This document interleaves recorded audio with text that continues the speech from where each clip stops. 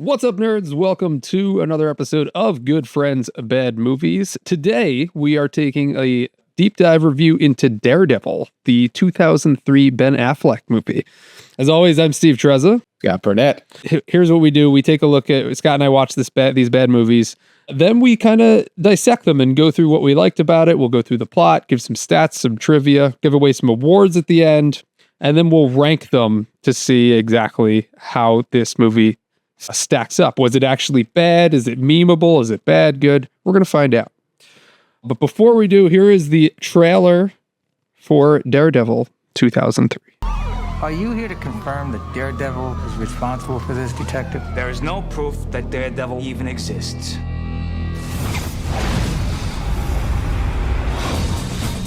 He can hear it before it makes a sound. He can sense it before it happens. He can vanish before you realize he's there. And he's the last person you'd ever expect. Police suspected the vigilante Daredevil was the one to bring the criminals to justice. I don't know why you read that trash.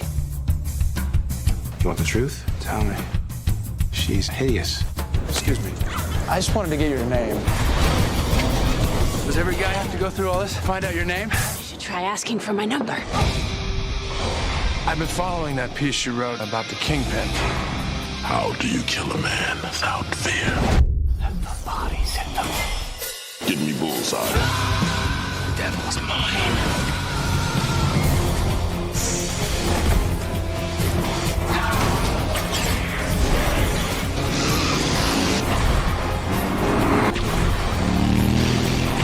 I hope justice is found here before justice finds you.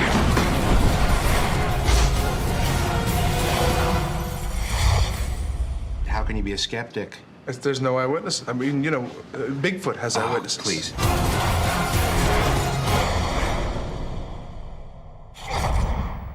Okay, so Scott, what did you think overall about this movie before we deep dive and get into it? This was one of those comic book movies that got kicked a lot.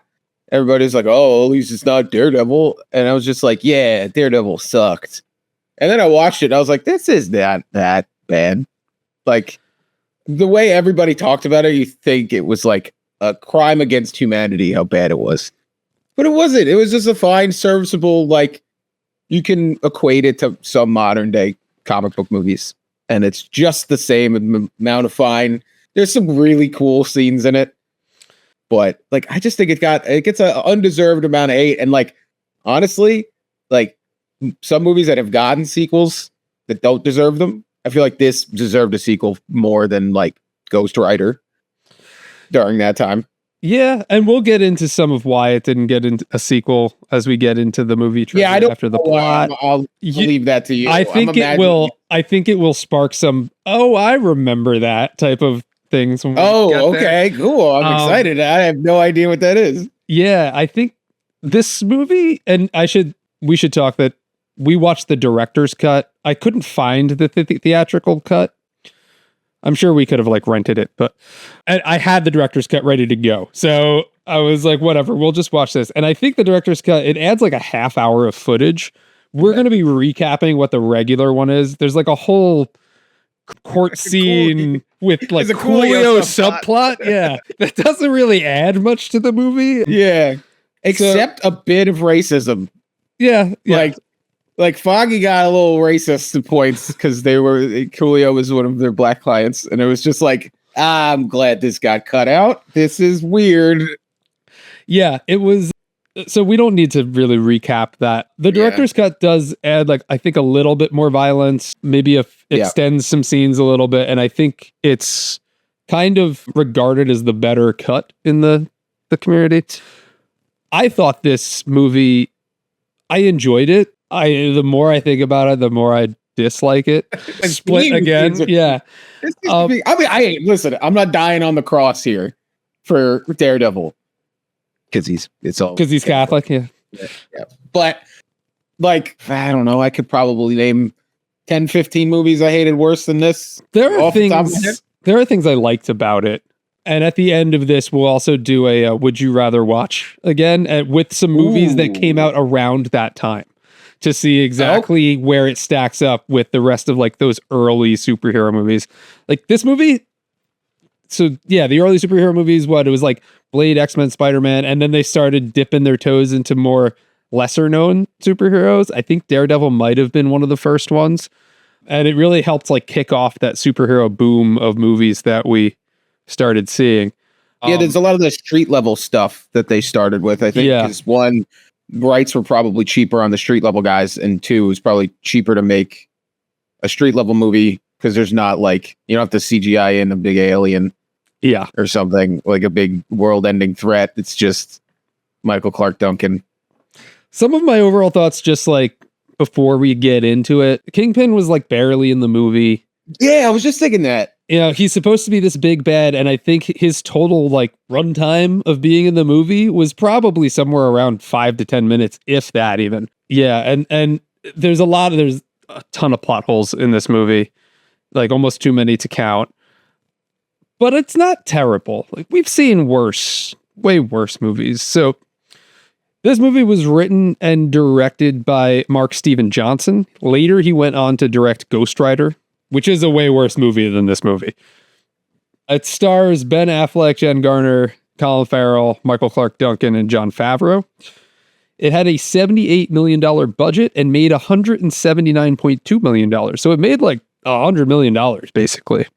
Yeah, well, you always got to like add for marketing and shit. So it was probably, with marketing, it was probably north towards like 110. But what was that? What would you say? 178 it made? 179. Yeah, so it made like 60 million something back then. That was probably a great return for something like that. Yeah, 2003. Yeah. And at the box office, it got kind of panned. No one really liked it. I think I forget what the Rotten Tomato score is, but it's certified 56. Yeah, certified rotten, and then the audience score also isn't very good either. So let's get right into it, Scott. Unless you have anything else you'd like to say. Nope.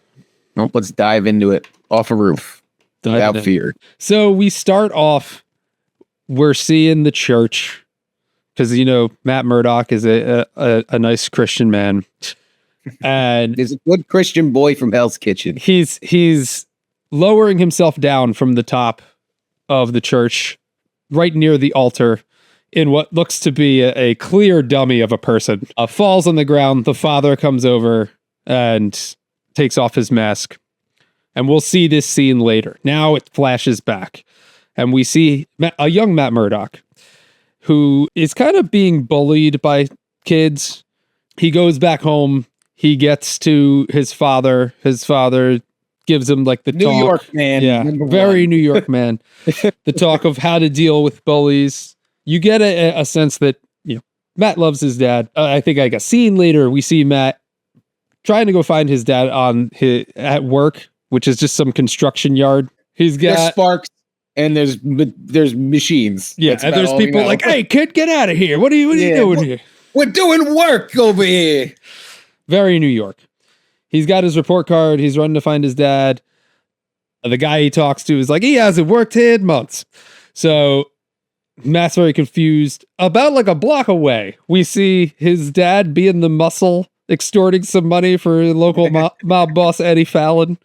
Matt gets really hurt by seeing this, decides he's going to run away in the middle of the construction place. I don't know what it's called. I was going to say field, but yard. Construction yard, I guess. Yeah. Middle of the construction yard. He runs in front of a forklift that does a like sharp cut. It penetrates some toxic waste that flows right into Matt's face, blinds him. It doesn't seem like that construction area would deal with corrosive materials. Yes, corrosive toxic waste. It's just like a metal shop, and it's just like featuring acid. Like, why is that there? He gets sprayed in the face, gets knocked unconscious, wakes up in the hospital. He's got bandages over his eyes to tell the audience that he is now blind. But no, he tells us. Is he? He does tell us, but not yet, because we now see what he sees, which is how Daredevil sees through sonar, and it's kind of very overwhelming.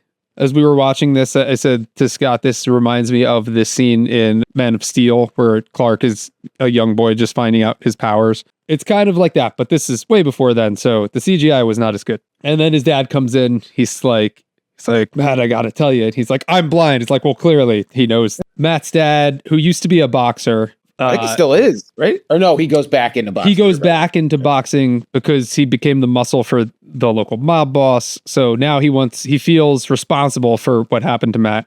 Goes back into respectable boxing. He's like in his 40s. So he's not gonna win many fights, presumably. But he does. He winds up winning some fights. He gets all the way to some kind of venue. And then later we find out that, I guess we missed this when we were watching, but Eddie Fallon, the mob boss that he was working for, was paying off and bribing all of Jack's opponents to throw the fight. He tells Jack this, and then he wants Jack to throw his big fight. And Jack initially agrees, but then when he's on the ground in the fight and he's trying to get up, he hears his son Matt cheering for him in the crowd, and he's like, I'm not gonna do that. I'll be a respectable boxer. Gets up, knocks the guy out. And then very shortly after, we find out that he gets offed by the mob because he didn't throw the fight, gets killed, which starts Matt's crusade against. I think it was the Kingpin was the muscle for the mob that took the hit. But the guy he was working for was. Yeah, he was working for the Kingpin. Yeah. Yeah. What's his name? Eddie Fallon. We don't know the Kingpin yet, but yes, he does work for the Kingpin. We find that later. Oh, I thought the Kingpin did it because he did the rose on the chest, and that was the Kingpin's move. He did. So Eddie Fallon works for the Kingpin. So Eddie Fallon did the killing? Yes. Yeah, remember he shot him? I thought he got punched to death. I'm pretty sure he got shot. No, he got punched. At least in the one we watched, he got punched to death. He just got beat to death in a back alley? It was just fists coming at the camera and like black gloves. That's why I thought it was like, oh, this is the Kingpin. Oh, you're right. Maybe it was the Kingpin then. Well, the recap that I was using said Eddie Fallon, so... Oh, maybe it was Eddie Fallon working for who knows? But the scene is very confused. Like, it's just fists at the camera. So I was like, that's Wilson Fisk before he rose to be the king. More like Wilson Fist. Nice. Hey, no, boo. You made fun of my Fisk joke. So yes, I also forgot to mention that we do have this scene of Matt before this all happens. We have this scene of Matt like unlocking or finding the full potential of his powers, where he's blind and the same bullies that came up to him before he was blind are going to bully him again. And he winds up hitting them with the stick and just kind of like shooing them on their way. We see that although he has this sonar, all of his senses are heightened and he has like heightened agility and all that type of stuff. Yeah. All from acid in the eyes. Yes. All from acid in the eyes. Okay. Where are we? So then we flash forward years later. Now he's in the court scene. And we see him as Nelson and Murdock, him and his partner, Foggy, shout out Jon Favreau, which I completely forgot he was Foggy in this movie. And we can see him using his powers as he's kind of like a human lie detector, right? He can tell when someone's lying by their heartbeat. And the guy that they're up on trial against is completely lying about this crime, but he wins the trial. So Nelson and Murdock lose the trial, but Matt can tell that he's lying. So this then causes him to suit up as Daredevil, and we see how he's causing vigilante justice. He goes out, finds this guy at some biker bar. There's like a pretty cool fight scene of him with a bunch of bikers as he chases this guy down, because this guy I think he got off on like rape charges or something. Damn. That might not have been in the version we watched. No, I'm pretty sure that's what it was. Was that? No, maybe I was too busy making fun because he came back into the bar and like said something to the bartender. He was like, yeah, she enjoyed every minute of it. Yeah, exactly. Yeah, I remember that. Gross. Good that guy got beat the shit out of. And then sliced in half by a subway train, because that's where this wound up, in the subway, and Daredevil Eat fresh or whatever straight up murders this guy like an Italian BMT. He got cut right in half, rolled up in some paper, and sold for $12. Yeah, it winds up in the subway. The Daredevil throws the guy onto the tracks. He gets cut in half, and then later the journalists, the the police and the journalists are there. Ben Urich, who he's just following. led on the crime scene for whatever reason. Journalists aren't allowed on active crime scenes. Yeah. But he's there with his little recorder. Like, tell me everything you know. With his recorder, he's been following the Daredevil, which has been catching the attention of the mysterious Kingpin, who I think this is the first time we get the mention of Kingpin. We go from here back to Matt's apartment. And this is one of the things I didn't like about the movie is he's very, I guess it fits in with the Evanescence soundtrack, but he's very like emo. He's very like, oh, woe is me. Oh, I can't save everyone. Like kind of like upset that he has to do this job. Like I didn't get that he took a lot of pride out of being Daredevil from here. He's going back to his apartment. He's tired. He's going into his Epsom salt bath that he also like deprivation chamber that he also sleeps in. And we hear him right before he goes in, we hear another murder going on. And he just decides that like he doesn't have the time for this. So he just goes to sleep. So it's kind of like, okay. Yeah. Like not tonight. I already dealt with one crime. That's enough for today. Yeah. I've done my part. Sorry, lady.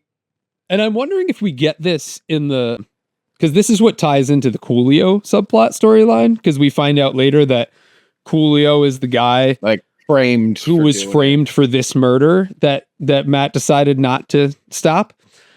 And since that's not in the theatrical version, I'm wondering if this scene is even in the theatrical version, because then it makes even less sense, because then he's just going to sleep and like not stopping this crime. And it's like, okay, maybe it's just showing him his passiveness towards being the Daredevil. Yeah. Like, he doesn't have his full motivations for the type of the hero he wants to be until later in the movie. So maybe this was just showing like he's ambivalent to doing it. He will stop it, but not if it gets in the way of his little nap time.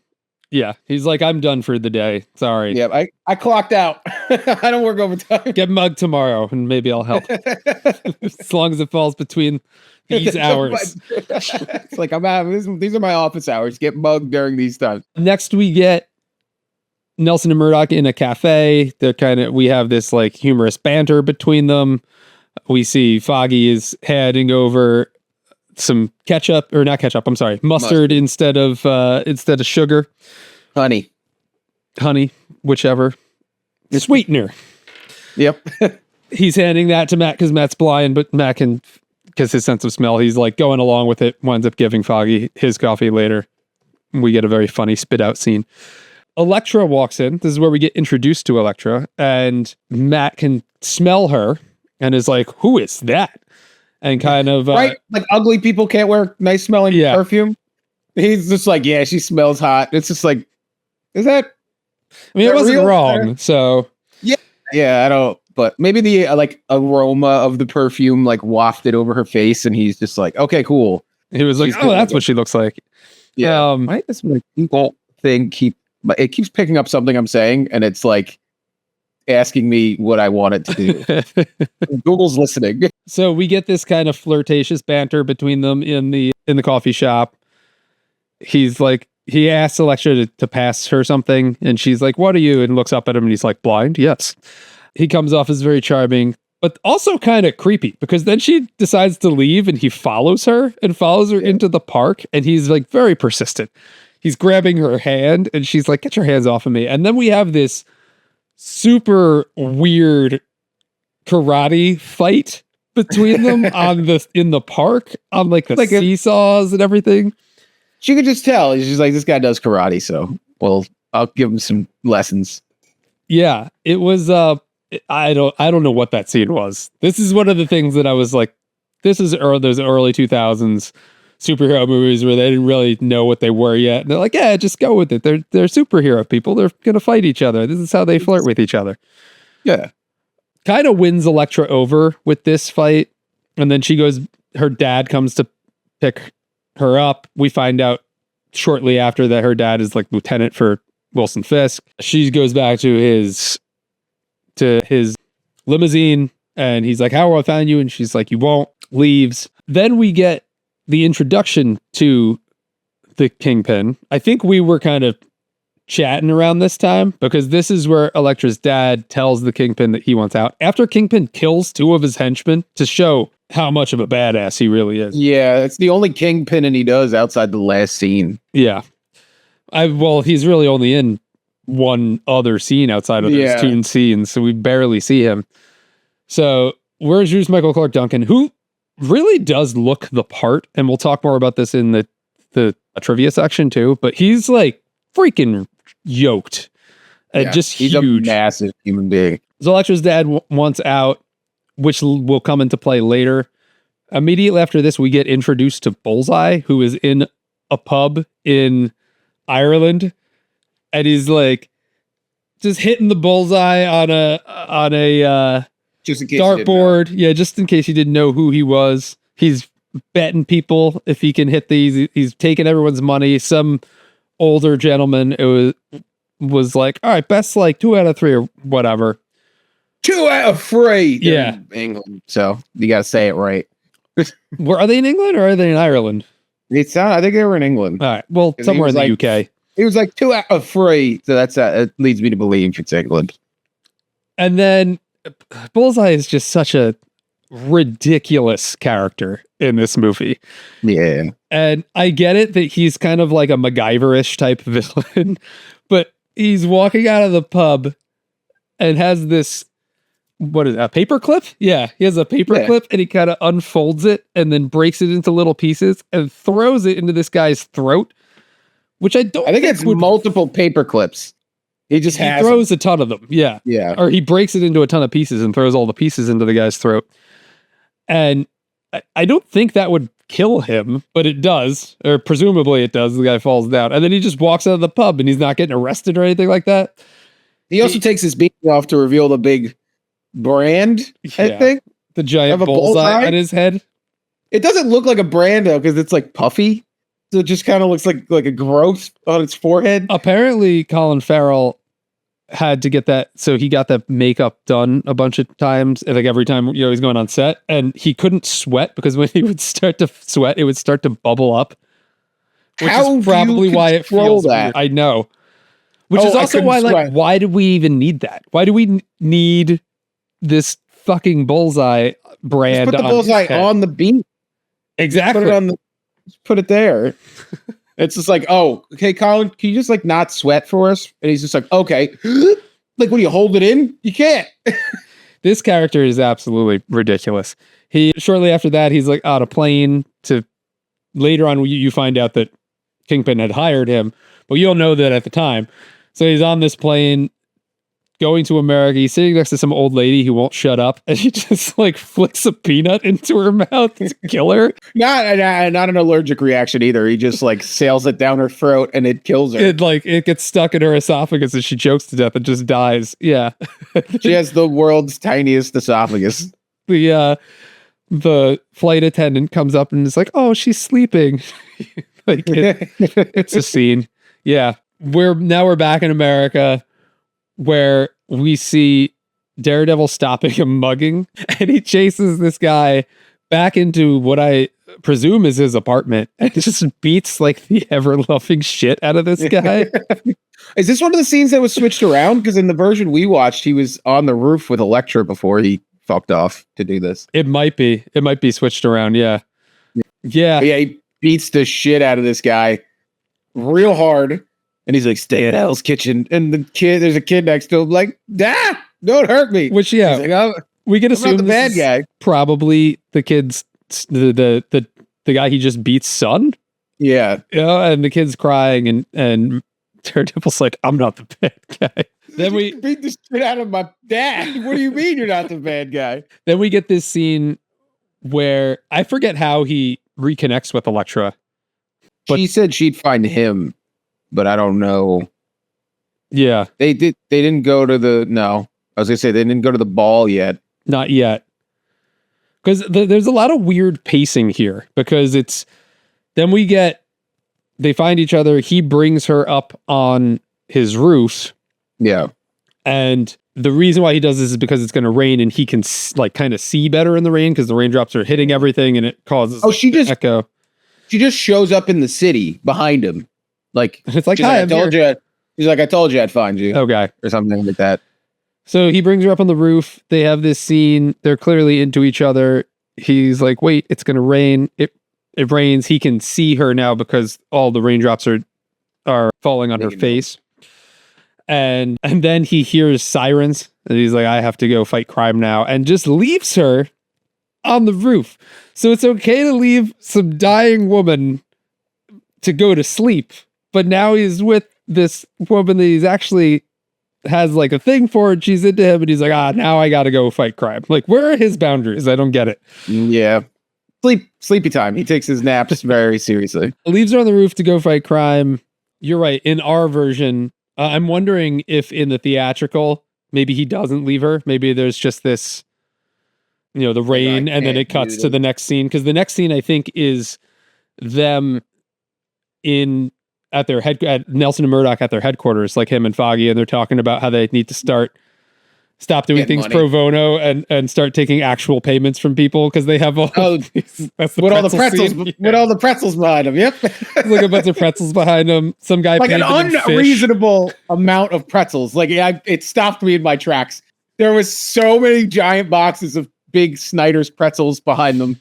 And I got distracted because it made me hungry. Yeah, some guy's paying in fish. Someone paid with like a soccer ball or something. There's like a bunch of shit in their office that people are just clearly not paying them in cash. Yeah, that client's name was Wilson Fish, actually, the one that paid in the fluke. Then that's also where he gets the invitation to the ball from Elektra. It's like, I forget if Wilson Fisk. I know he's there, but I don't know if it's his ball or not. Some type of like big fancy ball. And Foggy's like, we can get clients there. So we're going. Yeah. So Foggy is his +1. So they go to this ball. They meet Wilson Fisk for the first time, Matt Murdock and Foggy. Matt kind of is like very rude to him. He's like, no, we only represent people who are innocent. We see Matt meets Elektra there. They have this dance. And then that's when Fisk comes up to Elektra's dad and plants the rose in his pocket, basically being like, you're gonna die, you're next on my list. This scene also reaffirms how big Michael Clark Duncan is because he touches this normal sized human being man on the shoulder, and his hand goes from like his shoulder to like the middle of the back of his neck. Like he just he like encompasses this guy's whole right side, and I'm just like, I would leave the city too. This man is huge. We also find out that in this scene that Kingpin had killed Elektra's mother because Kingpin says like, oh, she looks just like her mother. It's a shame that she's going to have to go through that again, basically threatening. I forget his name. I was going to say Jim Nachos, but it's not. Nicholas? I don't know. Nicholas Nachos. That's his name? Nicholas Nachos. It is. Nick Nachos. Yeah. Oh, Nicky Nachos. That's better than Jim. Jim Nachos. He's fucking Greek. His name's Jim. So he knows what's up. He's like, we have to get out of here. Elektra sees her dad is panicking. She's like, I need to leave. Gets in the limousine. Matt knows something's up. He gets into the Daredevil costume, follows them. And then here's where we have Bullseye. He's on a motorcycle chasing down the Nachios family, throws these like type of things. I don't know. Throwing blades. Stars. Yeah, belt throwing stars. It comes out of his like belt buckle, and they turn into like these frisbee throwing stars. To a Rob Zombie song. Very 2003. He stands on the motorcycle, like throws them through the front window. It kills the drivers. The car flips over. And then that's when Daredevil shows up. They have this fight in the street. Daredevil throws his baton at Bullseye. Bullseye. No, but they're like, Bullseye's coming at him on the motorcycle. Yes. Daredevil kicks him. Like that's right. He does the flip kick and kicks him off. But like in the like while he got close to him, Bullseye pulls his baton off of him. Because then he goes to reach for it after he kicks him off the motorcycle, and he's like, "You missing something?" And he fucking heaves it at old Jimmy Nachios over there. There's also a part right before that where Bullseye, I think, throws another one of the belt throwing stars, and Daredevil dodges it, and he's like, I never miss. Yeah. That, classic line that's been in a million movies. Yeah, he gets Daredevil's baton, throws it, hits Jim Nachios. Through the heart with blunt object, like right into his chest. Yeah, it's like throwing a broom at somebody and it going through them. Like, Yeah. it's blunt as hell. Elektra was knocked out, so she doesn't see that Daredevil threw it. Or that Bullseye threw it. She just sees Daredevil, thinks he killed her dad. They flee. Bullseye gets away. And Bullseye, God, he's such a cartoon character in this movie. Yeah. Because every time he throws something or kills someone or whatever, he has to touch the Bullseye mark on his head and has to be like, Bullseye. Like, we get it. We get it. Also, like, he's the only really goofy character. Like, and this movie does take itself seriously, and then it's Bullseye's just plopped in there. Like, he seems very out of place. He does. Yeah. He seems Like, you have very like Kingpin's- Batman and Robin for this movie. Yeah. And you the have, like, rest a of the serious- movie is not like that. Yeah, Daredevil's mopey and serious. Elektra, mopey. And old Jimmy Nachios, mopey. Kingpin, fucking very intimidating. Foggy's like the only comedic levity, but it fits. And then But it's he's just the like, comic Bull- relief guy. You and know? then Bullseye's just like, yeah, he just like comes in like a fucking dancing clown, and he's like, get it? There's a fucking bullseye on my head, you morons. And then like he like whenever he leaves, he like throws his trench coat, so it like does this flourish, and then he just like fucks off. Like, he's very very JP from Grandma's Boy. yeah. And it's like the director just didn't have the heart to be like, Colin, we're not going that way. He's just like, nope, I'm doing it this way. You can't tell me otherwise. Like, I want to be this fucking cartoon character because it's a comic book movie. We get a funeral scene for Elektra's dad. Daredevil shows up. Kingpin's there. Evanescence is there. Evanescence is there playing in the background. Ripping it. My Immortal. Great song. Super sad. I cry sometimes listening to it. Matt goes up to Elektra to support her. She's kind of like, fuck off. I'm mourning right now. Yeah, it's like, I don't understand why she was so mad at him here. Yeah. And at first I thought it was because she saw the baton and put it together that he was Daredevil. Because it's basically the same thing as his cane. Like, it comes out of his cane. But she figures that out later. But then later, when she finds out who he really is, she's like Shocked. super surprised. So that's not it. So I don't know why she was mad at him either. She's just like, fuck. I guess she's just in a mad mood because her dad died. But he's trying to be supportive. And she's like, go to hell. And it starts to rain again, and then she puts the umbrella up. She's just like, I get it, your dad died, but this guy's just trying to be there for you, and she's just like, fucking leave me alone. Yeah. Like it was his fault. So after that scene, we get a cool Kevin Smith cameo. Kevin Smith had written a bunch of Daredevil comics. So that's why he is in this scene. I believe his character name is actually Jack Kirby in the movie. Oh, nice. Yeah. He's the coroner? Yeah, he's the coroner for Mr. Nachios. Old Nicky in. Finds the baton. So we have the investigative journalist Ben Urich. He shows up again. He goes to see Kevin Smith's character, and he's like, "You want to see something really cool?" And pulls out the baton, and he's like, "How is that cool?" And then he pushes the button, and it like opens up and shows that that's where the walking Urich figures out that Matt Murdock is the Daredevil. Yeah, he's the only blind guy in New York City. Yeah, he's the only blind guy who knows. He's like, duh. I think it's because he met Matt Murdock at the ball and saw his stick. Yeah. And that's when he put but why would it have to open up into a walking stick? That stick is very like visually unique. It's red and white. Yeah, exactly. Yeah. Like, come on, Matt. Use a black stick, like a regular old black walking stick. He's like, oh, I met this guy in America. He's Captain America. Like, that's the same length of thought process that Ben Urich went through. He's like, blind guy, definitely Daredevil.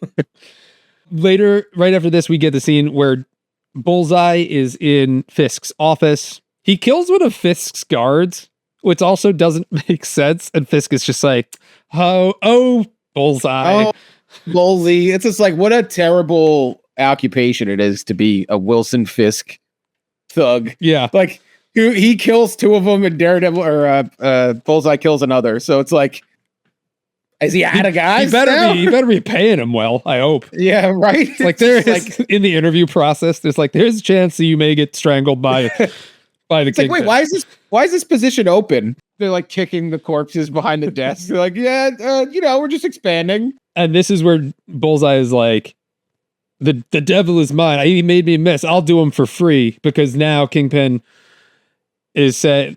I do feel like you need the director's cut, not the theatrical cut, because there was another scene where we find out that Kingpin just doesn't kill you; he kills your whole family, right? Yeah, which also kind of contradicts some things, also because he killed Elektra's mom way back in the day and didn't kill the rest of the family. he didn't say when he was going to do it. He willed her.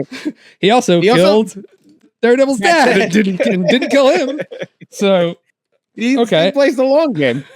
So I don't know why Bullseye had to go get permission to kill the Daredevil. Like, no, he was giving him orders to kill Elektra was what was happening. Yeah, and then Bullseye was like, I also want to kill Daredevil because he made me miss, basically. Well, he was like, I'll do it if you and he gives him like an ultimatum. He's like, I want to kill the Daredevil and I want a costume. And why would you? It's like, sure, go ahead. I don't fucking like. Will Smith's like, all right, yeah, sure, go kill the Daredevil. I don't know. And that had to have been cut in the theatrical version because the scene ends with Bullseye being like, I want a fucking costume. And then he doesn't get a costume. He doesn't get a costume. Will Smith is like, tough shit. No. The next scene is in the same clothes.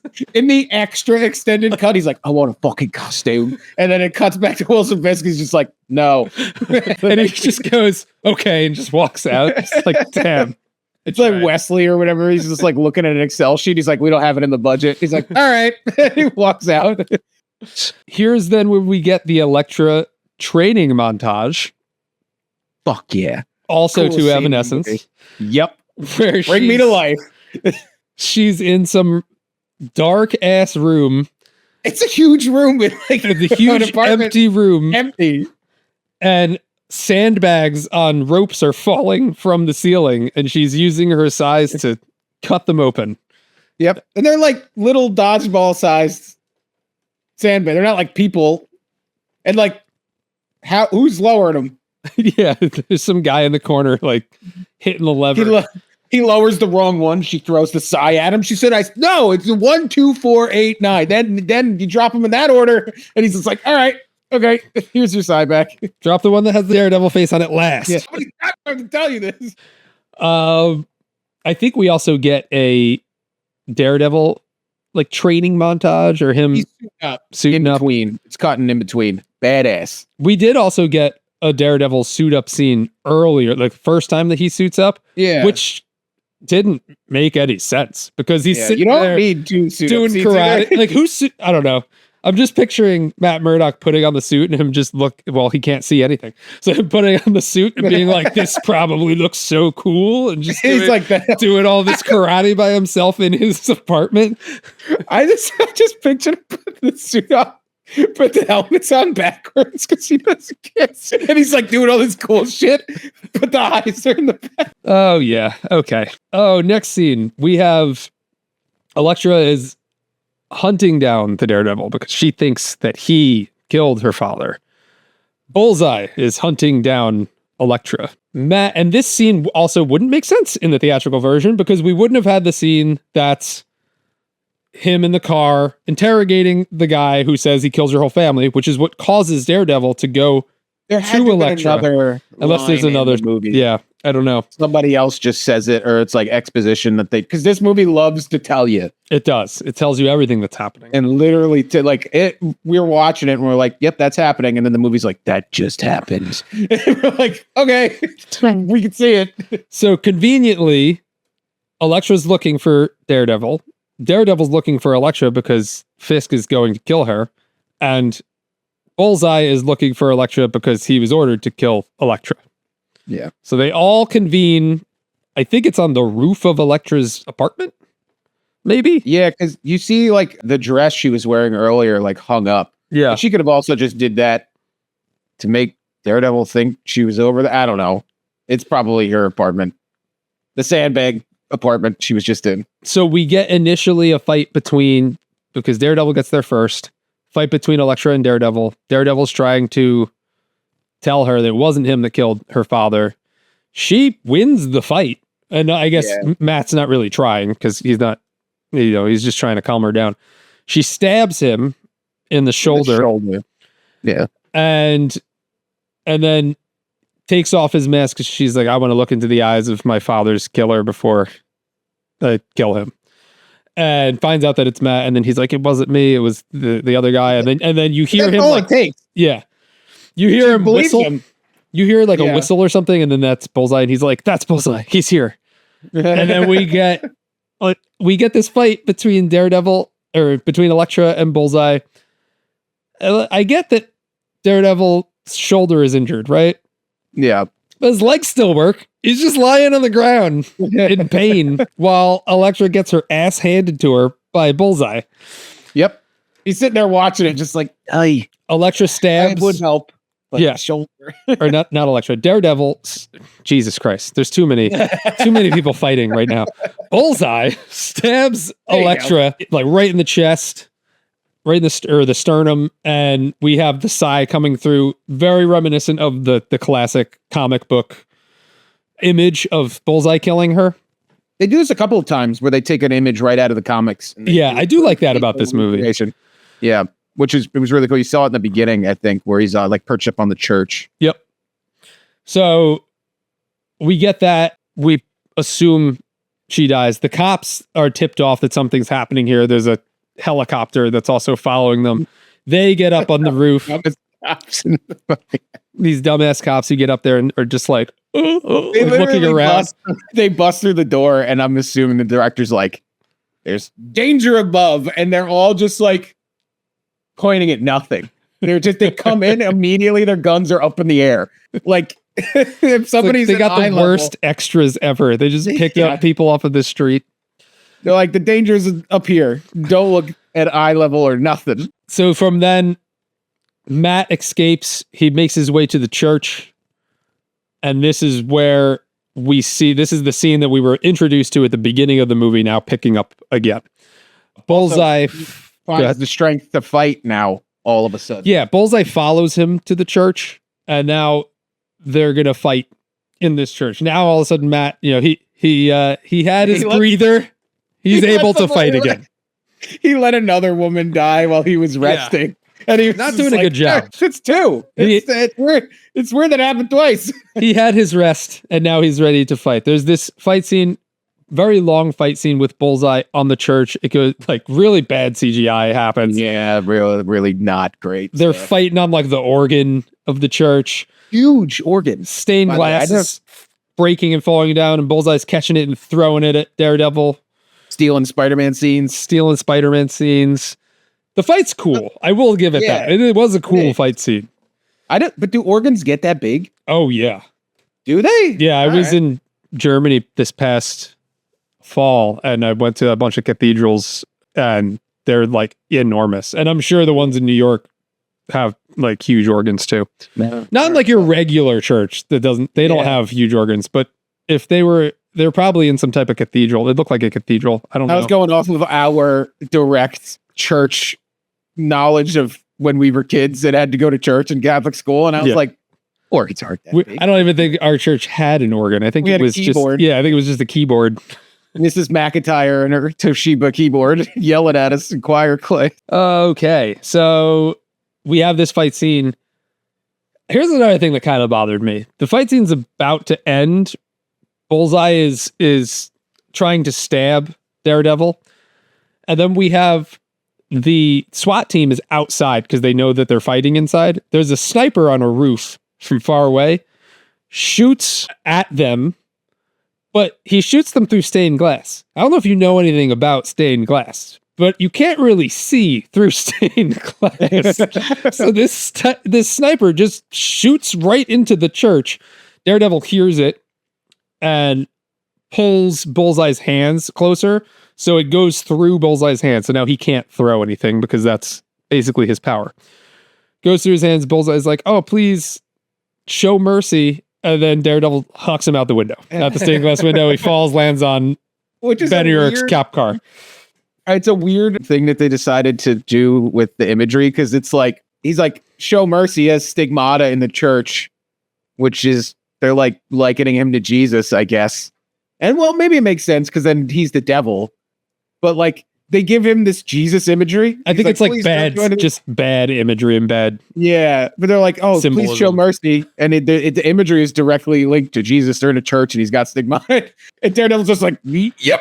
He just like throws him out the fucking window, and he just made it the Jesus imagery, and now he's flying out the window and dies. Yeah. Well, he hits the cop car. He doesn't. So from there, Daredevil now knows that Kingpin sent them. That's right, because Bullseye mentions that he blows up Wilson Fisk's spot. He was like, Wilson Fisk had ordered me to whatever, and he's like, Wilson Fisk is the Kingpin? And Bullseye's like, oh, shit. Yeah, because Bullseye's about to win, and like Daredevil's just like leaning up against the thing, and he's like, yeah, Fisk like doesn't like loose ends or whatever, and Daredevil's like, Wilson Fisk is the Kingpin? Bullseye's like, oh shit. No. So he blows up his spot, throws him out the window. Now he's going to Fisk because he knows that Fisk is the Kingpin. Gets to Fisk Tower. Michael Clark Duncan takes off his suit, which I kind of wish he left on because Kingpin doesn't fight in a wife beater, you know? Yeah. He I think usually they fights in probably a suit. tried. They probably tried, and Michael Clark Duncan just kept ripping the suits. Yeah, that could have been. He's like, he's just fucking massive. We get this fight between Daredevil and the Kingpin. And I mean, I think Michael Clark Duncan does a good job of the Kingpin. My only complaint is that he's just not in the movie. And Yeah. he fights very well like him. Like he has his build. He has the like, I'm going to throw you across the room. I'm going to throw you into the ceiling or into the wind. Like that's a very how Kingpin fights. Yeah, they were very faithful to it. He was a good Kingpin. Yeah. But There wasn't enough. he just wasn't really there. And he wasn't there enough where you felt any connection to this character, or you felt like you were he was that menacing, really. I don't know. I just feel like he didn't do any, like, I wish he would have done one of the assassinations himself or something. I mean, he killed his guards. And Yeah, but that wasn't enough. It was just so random and meaningless. Like, yeah. if you had him like kill somebody, like, I don't know, have him kill Ben Urich or something. They put more scene time on Bullseye than they did Kingpin, and made it more of like Bullseye was the main antagonist, main villain of this movie, where he's really just a hired gun. And I feel like Bullseye almost wasn't needed in this movie.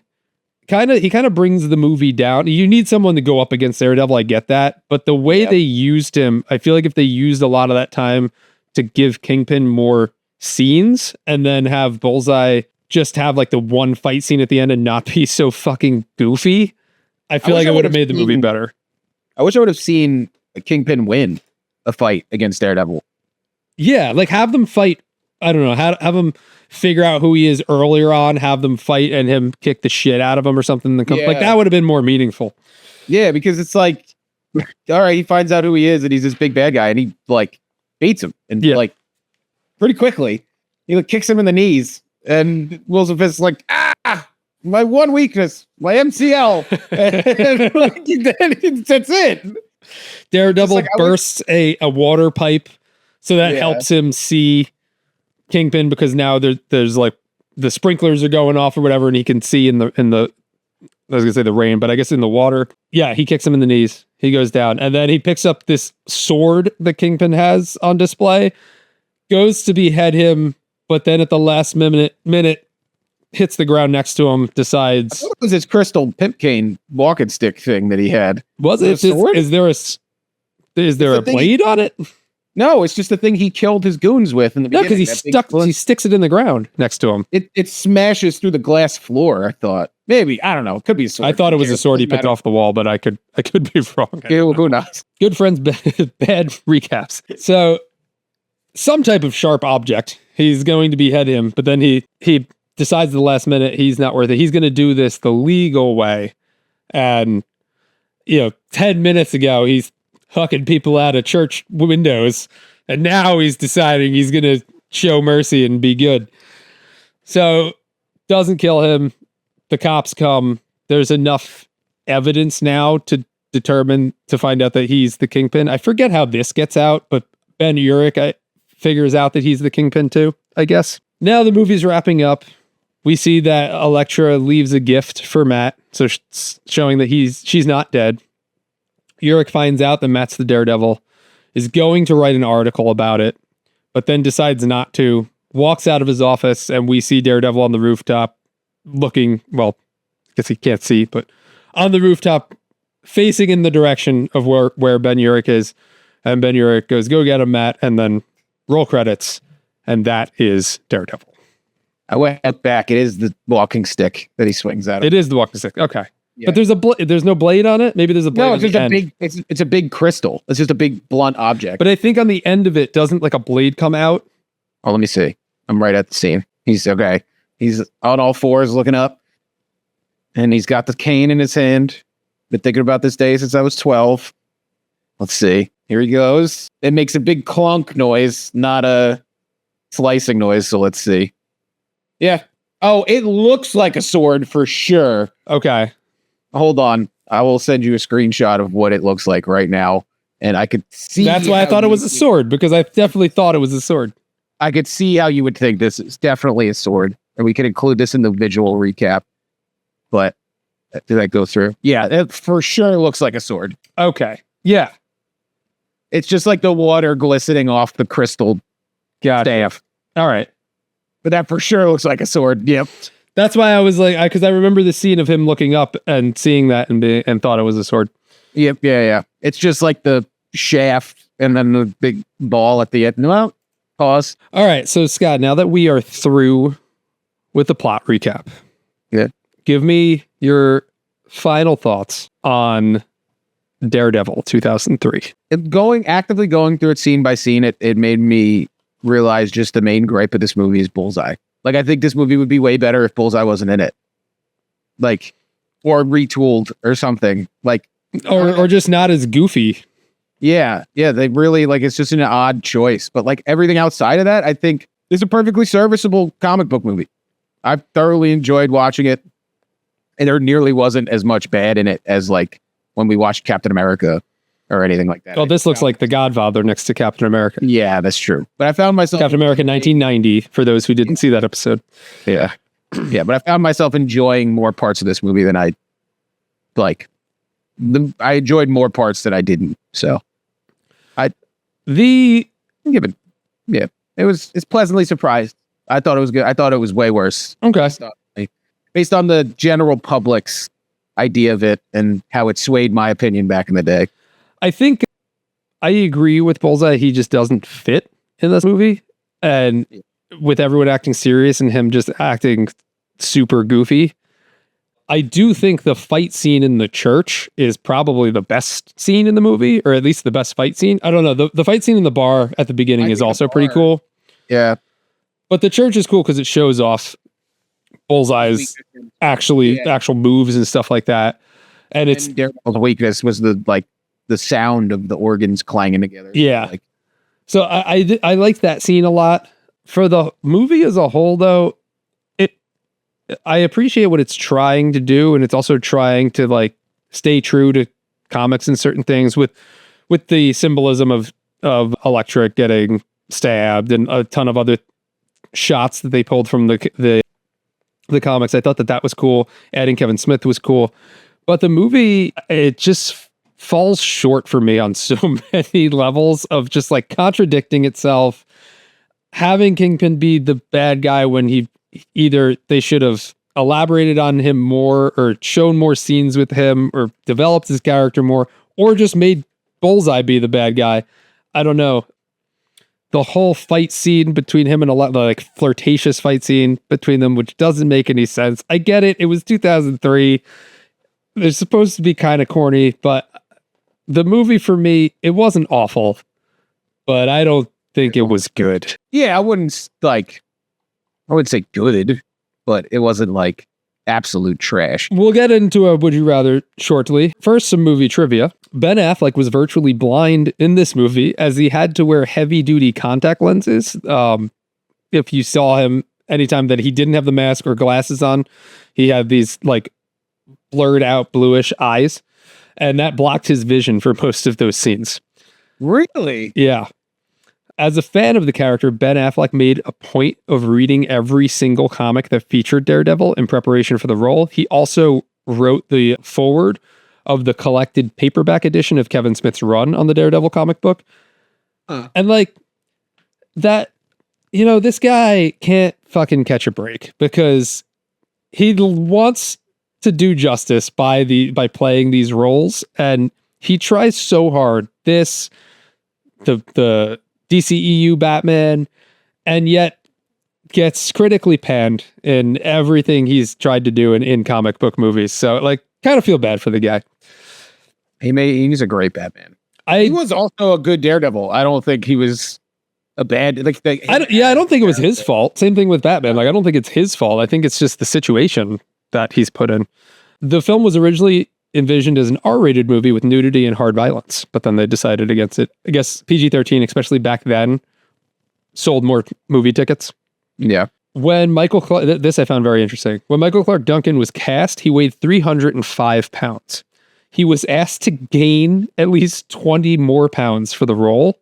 And in order to fit the physique of the Kingpin, to do this, he would lift weights for 30 minutes a day and power lifted with 1 or 2 reps a day, as well as eating whatever he wanted. The dream. So he just bulked up. Imagine being 305 pounds and being asked to gain 20 more pounds. Hey, Slim, we're going to need you to bulk up here. After negative now, here's where I was saying you might remember this. After negative critical and audience reactions, Ben Affleck had refused. I'm sorry, this is the next one. So both of these. After negative and critical audience reactions, Ben Affleck refused to play the character for the second time. Numerous producers and screenwriters were attached to a potential Daredevil reboot. So the initial reboot had a deadline of October 10th, 2012.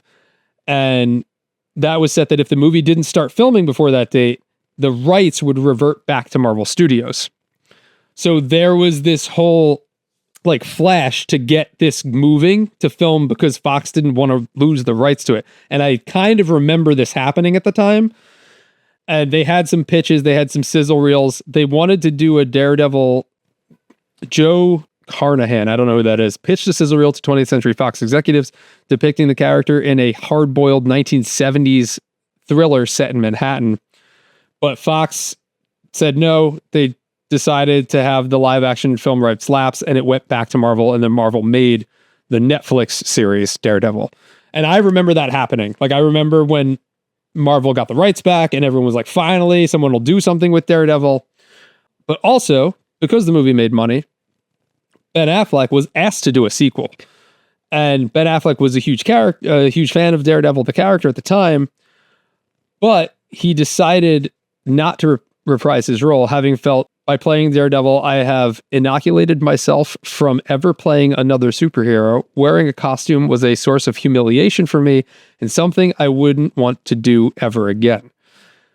And then he eventually got talked into being Batman for Batman v Superman: Dawn of Justice. But I also kind of remember that too, of Ben Affleck being like, fuck this, I don't want to do this. I think also the negative reception that he received kind of turned him off from doing superhero stuff. And then again, here he goes, becomes Batman. He knows the character so well, a more negative reception, and we all know how the DCU turned out.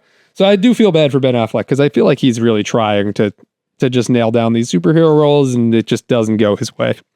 His solo Batman movie would have fucked hard. I think he directed by him, Deathstroke, everything that was set up. I think this isn't a DCU podcast, obviously, but I think if DCU launched right now, it would do way better. The same, not like how it is launching now with Superman Legacy, just like in its same form instead of 2012. Dark, gritty tone. Yeah, I think it's just counter-programming to stuff, and I feel like people are actually getting sour on Marvel stuff recently. Yeah. So, like, if that counter-programming was out now, everybody would be like, oh, this is great. But it came out 2012 peak Avengers stuff where everybody just wanted more of that, and DC wasn't that. So I think the way he moved as Batman, like going along the ceiling, like breaking people's arms, like that was really cool, and I really enjoyed that. I like by the way he could fight multiple people. Not like, because like every Batman movie outside of that all the thugs are just like on the outside, just waiting to get their ass kicked. Even in the Batman, the Batman's combat fight scenes are bad. Christopher Nolan can't film fight scenes. Those scenes are bad. Like, well, Christopher Nolan didn't do the Batman. No, I'm talking about the Dark Knight trilogy. Okay, yeah. The fights in Dark Knight are bad. I just rewatched all 3 of them. They're really bad. Like, they're not, like, he just, all he does is this. Like shields himself with his arms. Yeah. So I think he was the most faithful combat Batman. Yeah, it felt like when you're playing Batman in Arkham. It felt very much like that with Ben Affleck. So poor Ben, he can't catch a break. And I don't want to get too much off track, but I always thought it would be really cool to do a Batman horror movie from the villain perspective as like a thug who Batman's coming after. Yeah. Like, I just thought that'd be like a really cool movie thing. But you could have even done it with like kind of like a C-level Batman villain, like Black Mask or something. Like follow Black Mask. Like have him be the main character, and then Batman is just this like, I don't know. Fucking DC, call me. I mean, it would work more of an animated thing, I think, than a full-length feature movie. Yeah, I'd like to see it as like you don't see any Bruce Wayne. You like barely see Batman until near the end. I think it would be a really cool horror movie if you could do it. Jaws, but Batman. Yeah, exactly. That's exactly there the whole time. Hey, that's a good pitch. Jaws, but Batman. Jaws, but Batman. Isn't that how a lot of people pitch things? They're like Jaws, but Like with spaceships. Like, I think that's his Fast and Furious. All right, let's move on. Scott, do you have any awards you would like to give away for this movie? I think worst wig goes to young Matt Murdock. The wig they put this poor kid in is so bad. I think that's why he gets bullied in the first place. Most unfortunate time to die would probably go to Elektra, because there's 2 options here. You're either having the hooker in the bath salts, or you have Elektra, and it's just like Daredevil's just too tired to do that. So I think most inopportune time to die goes to Elektra. And technically it was her fault because she stabbed him. Yeah. Had she not stabbed him, they would have easily been able to handle Bullseye. Double team, beat the shit out of him. And I think most faithful comic book shot goes to Daredevil perched up on the cross, bleeding, like hugging the cross. That was like straight out of the comics. The lightning flashed. It was really cool. I like those, I like when a comic book movie takes its time to just frame out and hold on something. Yeah. Straight out of like you had it in Civil War, even though that they did it through the little bunker, which is like, take those things off. Let me see the whole Cap and Iron Man fighting, or like the Avengers Assemble, where they just they hold on it a little bit, and it's just like this is like gratuitously comic booky. So I'm giving that to. For me, I think it's the shot of Bullseye stabbing Elektra. Yeah, I think that's my most iconic. The other 2, I agree with you. All right, real quick round of Would You Rather. So here's some movies that came out. So this movie comes out 2003. This is the kick off of superhero movies that just got started not too long ago. People say Blade started. That was 1998. Blade, is he really a superhero? I mean, he kind of is, but that movie's not really a superhero movie. I think it was really X-Men that kicked off the superhero genre and the boom that we're still in. Blade kicked off comic book, maybe not superhero. Yeah, I'll give you that. I mean, we had some in the past, but not what it is today. Yeah.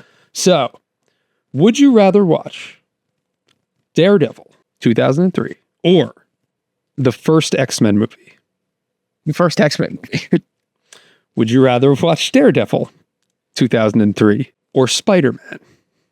Spider-Man. All right. Spider-Man came out in 2002. X-Men came out in 2000. We're getting into 2003 territory now. Now here's where everything starts blowing up. Would you rather watch Daredevil 2003 or Hulk, the first Hulk movie directed by Ang Lee? Daredevil. I agree with you on X-Men and Spider-Man. I think I agree with you on Daredevil over Hulk, but I'm not sure. Yeah, I haven't seen it recently. It's very bad. Didn't think it was as bad as it was, but then again, I didn't think Daredevil was as bad as it was, and then we saw it, and I was like, oh yeah. I remember that the Hulk 2003 having a lot of really weird transitions. You know, like Star Wars. And like Daredevil didn't. We didn't even talk about this. Every transition in this movie was like a sped up shot over the city and No, but I'm spun talking about, around. like, somebody just went into fucking Adobe Premiere and did like a star wipe. There is a very weird like star wipe transition in the whole 2003 that I'm remembering. So in Hulk 2003, they did a bunch. Ang Lee wanted to keep this like comic book feel. So he did these weird screenshots like a comic panel. Yeah. Of stuff that was going on at the same time. Yeah. Which I don't like hate. Cool to test this out, but it didn't really work. All right. Would you rather watch Daredevil 2003 or X-Men 2? X-Men 2. X-Men 2 is one of the best comic book movies ever made. Would you rather watch Daredevil 2003 or Blade 2? Blade 2. I love Blade 2. Guillermo del Toro is... Yeah, Blade 2 is awesome. Blade 2 is better than the first Blade, I think. Oh, yeah. With the whole, like, vampire hunting squad. And, it's so cool. Ron Perlman. Yeah. All right, and the last one. Would you rather watch Daredevil 2003 or The Punisher? Also 2003. Or 2004, sorry. 2004. John Travolta one? Yeah, the John Travolta one with, what's his face? Kevin Nash. Kevin Nash as the Russian. And who's Thomas Jane. That's it, is The Punisher. Daredevil? I would rather watch The Punisher. I love that movie. That movie it's not great, but it's not bad. He's not the Punisher in that. He's just a guy who's mad about his family. Kinda, yeah. He's he doesn't he's never like angry enough for me. Yeah, there's some good parts of that movie though. Like the guitarist, I forget the guitarist's name, but like shoots him and he's like, and then he whips out his switchblade. And he's like, never bring a knife to a gunfight. And he pushes the button and it like injects itself into the guy's throat. Yeah. I need my Punisher to be angry. John Bernthal set the bar. John Bernthal's the best. Yeah. Yeah. I literally just watched Fury this morning. Would you ever see that? No, I don't even know what that is. The World War II movie where it's Brad Pitt and he's like a tank battalion leader. And it's him, Shia LaBeouf, John Bernthal, the kid from Percy Jackson. He's like this new, like, really green soldier and he's afraid to go to war. And they're like these tough, hardened tank badasses. And it's just like 2 hours of Nazi killing. Nice. And it's really good. It's David Ayer. Okay. It's really good. It's very, very good. I'll have to check that out. All right. So now we've made it. Our ranking. We have actually good, bad good, memeable, unintentionally funny, just plain awful. Scott, where are you ranking this? I wish we had something between actually good and bad good, because it's not bad good. I mean, we can make something. We can add a new one, because I agree. Because I don't think it's actually good. I think there's good parts about it, but I didn't like it. I think it's not as bad as we remember. We should be like... It was a little worse than I remembered, because I remember liking it when I was younger, and I would watch this and I was like, it's not that great. Okay, so I got to think of a name, but I enjoyed it more than the public perception of it. Like, it's not as bad as people say. Okay, but I mean, that could be it. Not as bad. Not as bad as people say. That's where it would fall for me. Boom. Not as bad as people say. I agree. I'm putting it right there. Not as bad as people say. Yeah. All right, cool. So that pop it on always with some beers. Put it in the background. Not a bad time. Yeah, we do. We had a good time. I wasn't sitting there dreading watching Daredevil, as I probably will with, like, I don't know, the Fantastic Four or whatever we have to do. Well, our next movies are Elektra. This might be one. And Punisher Warzone. Okay. I mean, Punisher Warzone's kind of wild. So I've only seen it once, and it was a long time ago, and I remember almost nothing about it. I just remember Jigsaw in that movie being very much like the way that Bullseye was in this movie. But I think the tone of the rest of that movie fits that. Yeah. I remember him blowing somebody's legs off with a shotgun, and that's it. So I'm excited to watch that one. And then after that, we've got Doom with The Rock. Yeah. So, and then Super Mario Brothers. And Super Mario Brothers. Well, Super Mario Brothers is in April. Or May. All right. So Super Mario Brothers, the live action one, not the most recent one. That'll be before Doom then. So if you'd like to watch along with us, Elektra next, Punisher Warzone after that. Yep. And don't forget to go check out our YouTube channel for a clipped together version of the funny moments of us watching this together.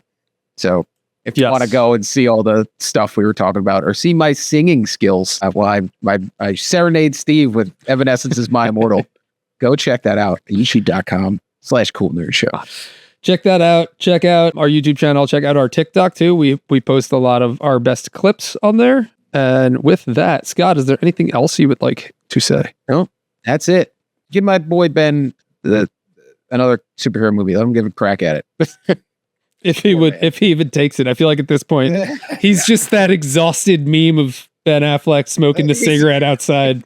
Yeah. Like, no, thank you. Go, if you want to see him in a Batman type movie, go see The Accountant and The Accountant 2. That's just him, Bruce Wayne instead of being Batman, he's autistic. Isn't The Accountant 2 coming out? Like it didn't come out yet? Yeah. Okay. Yeah, April. Yeah. John Bernthal's in that too, right? Yes. Yeah. Full circle. 6 degrees of Kevin Bacon, John Berthal, bad. All right. Thank you guys for watching and or listening. Until next time, we'll see you after Elektra. Stay nerdy, friends. Bye.